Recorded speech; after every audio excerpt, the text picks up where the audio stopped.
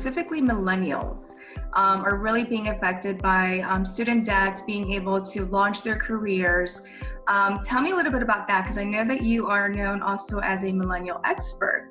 So what are you currently seeing with the millennials? Are they beyond anxious? Are they able to move forward? What is their current state right now?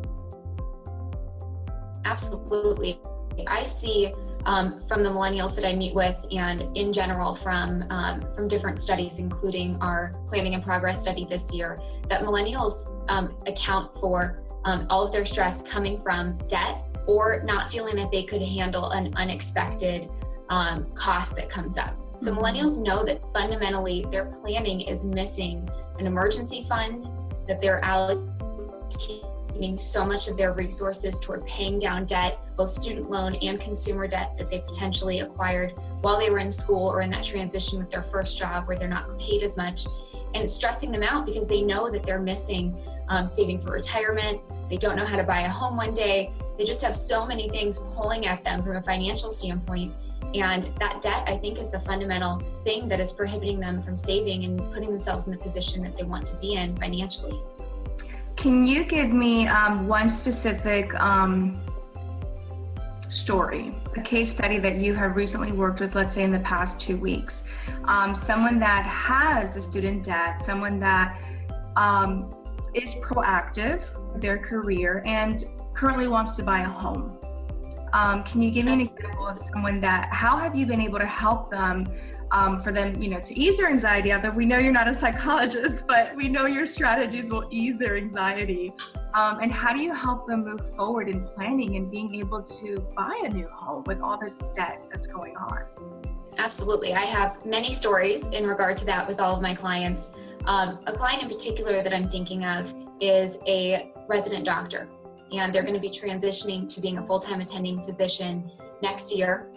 And I work with lots of people in that space, and they come to me because they're hyper-focused on how to pay down their massive amount of student loan debt.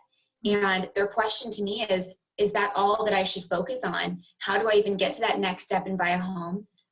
When you're in that line of work, you don't even start as an attending sometimes until you're in your mid-30s. And they feel that all of their friends are progressing in their life, and they're held back because they have a couple $100,000 of debt and are just on the cusp of beginning to earn. So when I spoke to this client in particular, we always evaluate all of the circumstances around their specific situation because everyone is different. And that's something that is key in regard to your financial planning, is making sure that you're looking at the specifics to your situation, not just in general. This client specifically has good credit, has always made payments on everything. And what I really helped them realize was we want to manage that debt, but we also need to begin saving, taking advantage of matches on their 401k. They had a good opportunity there.